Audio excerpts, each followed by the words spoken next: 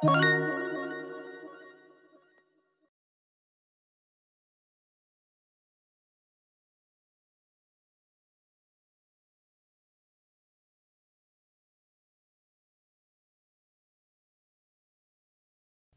patient est allongé, le buste légèrement redressé de façon à pouvoir visualiser les mouvements demandés, notamment le poignet pour commencer.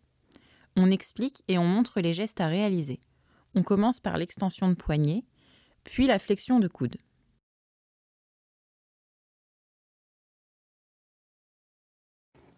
Donc on peut regarder des deux côtés spontanément ce que le patient est capable de faire. Donc est-ce que toi, tu peux remonter les poignets? Voilà.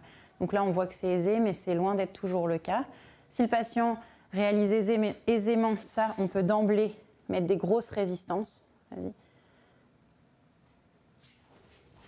Donc pareil, à chaque fois, on fait des deux côtés pour comparer.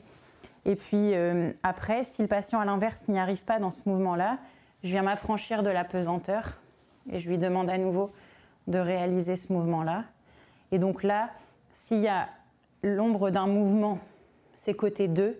Et puis si ensuite on voit vraiment que les tendons bougent un petit peu mais qu'on n'a pas de mouvement, ça va être 1. Et si on n'a rien du tout, c'est 0. Ensuite, pour les fléchisseurs du coude, on peut se mettre en course moyenne pour faciliter et voir si le patient est capable de fléchir son coude. Donc le mouvement à réaliser sera le suivant. Donc est-ce que tu es capable de faire? Donc là, voilà, évidemment, ici c'est aisé.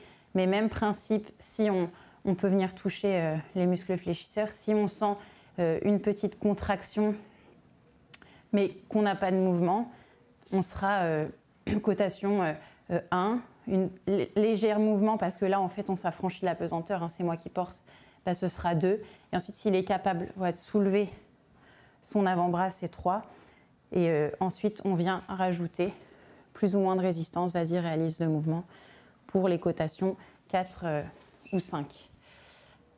Ensuite pour le mouvement de l'épaule, pareil, on vient se mettre plutôt en course moyenne et on vient demander au patient de réaliser ce mouvement-là. Donc là, soit il le réalise, vas-y, aisément, et d'emblée, on vient ajuster une contreprise, soit on vient franchement soulager parce qu'on sent que d'emblée, c'est un mouvement difficile pour le patient. Et là, dans ce cas, en fonction, pareil, des contractions qu'on observe ou qu'on sent, on cote 2, 1 ou 0. Pour le membre inférieur, même raisonnement, pour la flexion dorsale de cheville, les extenseurs de genoux,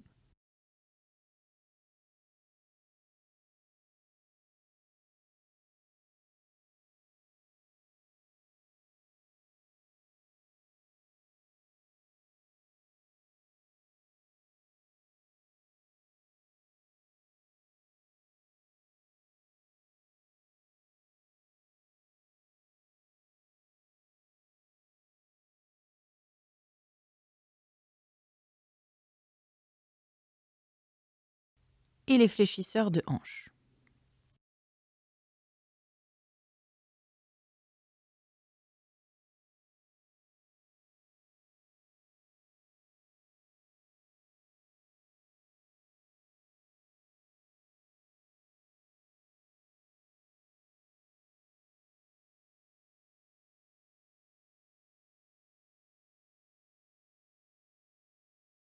On peut alors, en fonction de l'état du patient, directement montrer les mouvements et apposer une résistance forte lorsqu'ils sont réalisés facilement.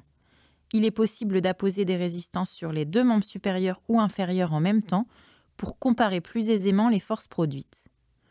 Dans l'ordre ici, on commence par les extenseurs de poignet, fléchisseurs de coude, élévateurs de l'épaule.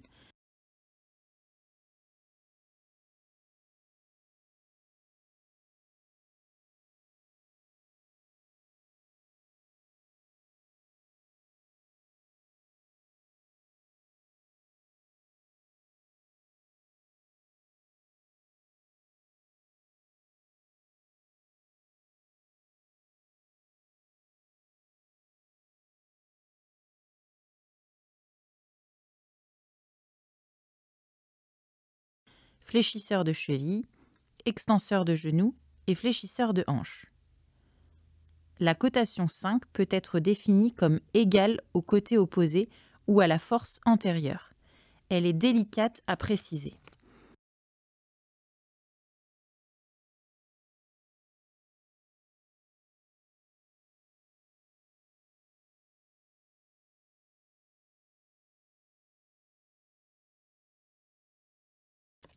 Peut-être que l'on peut demander au patient s'il se sent toujours affaibli par rapport à avant le séjour et sur quel mouvement.